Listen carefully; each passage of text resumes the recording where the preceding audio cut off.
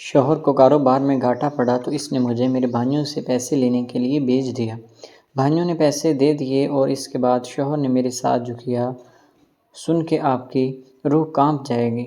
میرا نام سحر ہے۔ میری عمر اس وقت 40 سال ہے۔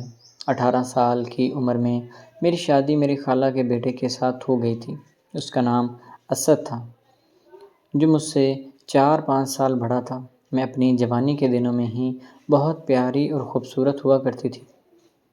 میں آگے پڑھنا چاہتی تھی لیکن میرے والد کا انتقال ہو چکا تھا تو میری ماں نے اپنی ذمہ داری پوری کرنے کے لیے میری شادی کرنے کا فیصلہ کر لیا تھا۔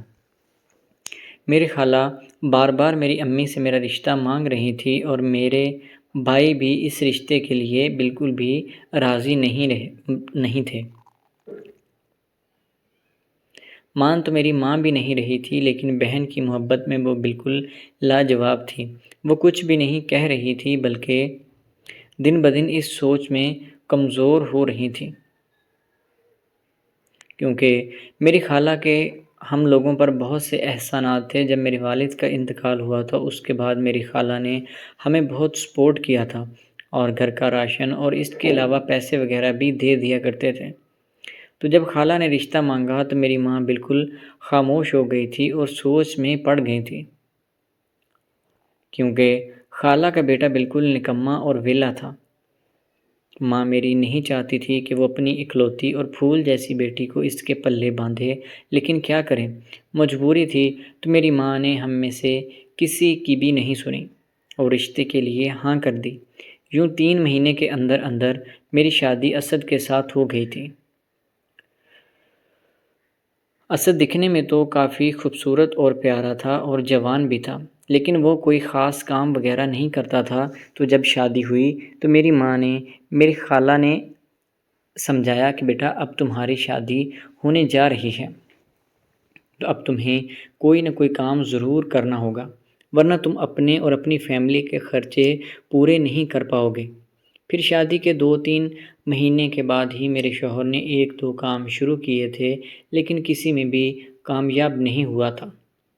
پھر میرے شوہر نے لوگوں کو ویزے لگوانے کا کام شروع کر لیا تھا۔ اپنی ایک ایجنسی بنا لی تھی تو وہاں سے لوگوں کے وہ ویزے لگوایا کرتے تھے۔ شروع میں تو کام بہت اچھا چل رہا تھا اور میرے پاس بھی خوب روپے پیسہ ہوتا تھا اور زندگی خوب آرام سے چل رہی تھی۔ اور پھر آہستہ آہستہ میرے شوہر کا کام پر جانا بند ہو گیا اور کام کی طرف توجہ نہیں دیتا تھا۔ لوگوں سے پیسے وغیرہ بہت زیادہ لیے ہوئے تھے اور لوگ فون کر کے تنگ کرتے تھے۔ دراصل میرے شوہر کے ساتھ آگے سے فراڈ ہو گیا تھا۔ جس بندے کے ذریعے وہ دوسرے ملکوں کے ویزے لگوایا کرتے تھے وہ بندہ 1.5 کروڑ روپیہ لے کر بھاگ گیا تھا۔ اب جن لوگوں نے میرے شوہر کو پیسے دیے ہوئے تھے وہ انہیں تنگ کر رہے تھے، تو مجبوری کے باعث میرے شوہر کو یہ کام بھی بند کر کے بھاگنا پڑا۔ اب بچنے کے لیے اور کوئی بھی راستہ موجود نہیں تھا تو میرے شوہر نے 3 مہینے منظر عام سے غائب رہنے کے بعد مجھے کال کی اور ساری صورتحال بتا دی کہ میں اس جگہ پر رہتا ہوں اور ان حالات میں ہوں۔ مجھے یہ کام چھوڑ کر بھاگنا پڑا تھا۔ میں نے شوہر کو حوصلہ دیا اور کہا کہ آپ آ جائیں، سارا کچھ بہتر ہو جائے گا۔ دراصل میرے بھائی بہت امیر تھے تو شوہر نے میرے سامنے ایک ڈیمانڈ رکھی اور کہا کہ اپنے بھائیوں سے کہو کہ مجھے اتنے پیسے ادھار دے دیں تاکہ میں لوگوں کا قرض اتار سکوں اور اس کے بعد میں دوبارہ کوئی نہ کوئی کام کر کے ان کا 1-1 روپیہ واپس کر دوں گا۔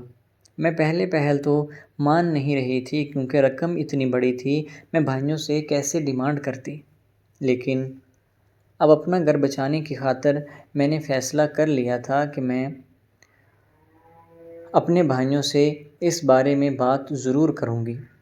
اسی دوران میری والدہ کا بھی انتقال ہو چکا تھا تو مجھے خود ہی شرم آنے لگی کہ میں اب اپنے بھائیوں سے اتنی بڑی رقم اس وقت کیسے مانگ سکتی ہوں۔ خیر 1-2 سال ایسے ہی گزر گئے۔ میرے شوہر صرف رات کو ہی گھر آیا کرتے تھے اور سارا دن چھپ کر گزارا کرتے تھے۔ ان لوگوں کے پیسے دینے تھے وہ اب گھر تک آنے لگ گئے تھے اور یہاں کھانے کے لیے بھی لالے پڑے ہوئے تھے۔ میں نے اپنے بھائیوں کو کوئی بھی بات ابھی تک نہیں بتائی تھی کہ مجبوری کے باعث مجھے اپنے بھائیوں کی طرف جانا پڑا۔ اسی دوران میرے 3 بچے بھی ہو چکے تھے۔ میں نے اپنے بھائیوں کو یہ سارا قصہ سنایا اور بھائیوں نے کہا کہ کوئی مسئلہ نہیں ہے، ہم تمہارے شوہر کی مدد ضرور کریں گے۔ خیر 2-3 مہینوں کے اندر اندر ہی میرے بھائیوں نے سارے پیسے اکٹھے کر کے میرے شوہر کو دے دیے تھے تاکہ وہ اپنا سارا قرض اتار سکے اور لوگوں کا سامنا کر سکے اور آ کر اپنی فیملی کے سر پر ہاتھ رکھ سکے۔ میرے شوہر نے یہ پیسے میرے بھائیوں سے لے لیے تھے اور جن لوگوں کے پیسے دینے تھے وہ دے دیے، اور باقی کے کچھ پیسے لگا کر وہ اس ملک کو ہمیشہ ہمیشہ کے لیے چھوڑ کر دوسرے ملک میں چلے گئے تھے اور وہاں سے جا کر اپنا موبائل فون بند کر لیا تھا اور پیچھے کسی سے بھی کوئی رابطہ نہیں کیا تھا۔ اب میں بہت زیادہ پریشان رہا کرتی تھی کہ ان حالات میں میں کیسے رہ سکتی ہوں۔ بھائیوں سے اتنا قرضہ لے لیا ہے اور شوہر فون نہیں اٹھاتا۔ خیر 2 مہینوں کے بعد میرے شوہر کی کال آئی اور میری جان میں جان آ گئی تھی۔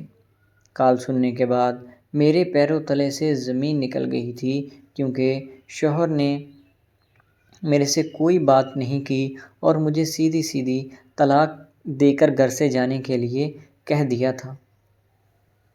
یہ بات سننے کے بعد میں بے ہوش ہو کر گر پڑی تھی۔ 2 دن کے بعد مجھے ہوش آیا۔ جب ہوش آیا تو میرے بھائی میرے پاس موجود تھے اور انہوں نے جب وجہ پوچھی تو میں نے ان کو بتا دیا تھا کہ میرے شوہر نے وہ پیسے لینے کے بعد مجھے طلاق دے دی ہے۔ اب میں دوبارہ اس گھر میں نہیں جا سکتی اور میرے بھائیوں کا اتنا بڑا نقصان ہو چکا تھا، میرے بچے بھی بڑے ہو چکے تھے، لیکن میں نے ابھی تک اپنے شوہر کو معاف نہیں کیا۔ اس کے بعد میرے بھائی نے مجھے اپنے ساتھ لے لیا اور بچوں کو بھی یہاں پر پڑھنے کے لیے لگا دیا تھا اور بھائیوں نے مجھے الگ گھر لے کر دے دیا ہے۔ اب میں الگ گھر میں رہتی ہوں اور اپنی زندگی گزار رہی ہوں۔ ابھی کچھ دن پہلے ہی مجھے پتہ چلا ہے کہ میرے شوہر کی ایک ایکسیڈنٹ میں دونوں ٹانگیں کٹ گئی ہیں اور یوں اس کو اس کے کیے کی سزا مل رہی ہے۔ اب وہ ساری زندگی کے لیے معذور ہو چکا ہے اور میں اپنی زندگی آرام اور سکون سے گزار رہی ہوں۔ تو دوستو، امید ہے کہ آپ کو آج کی ویڈیو اچھی لگی ہوگی۔ اگر ویڈیو پسند آئی تو ہمارے چینل کو سبسکرائب کریں۔ ملتے ہیں اگلی ویڈیو میں، تب تک کے لیے اللہ حافظ۔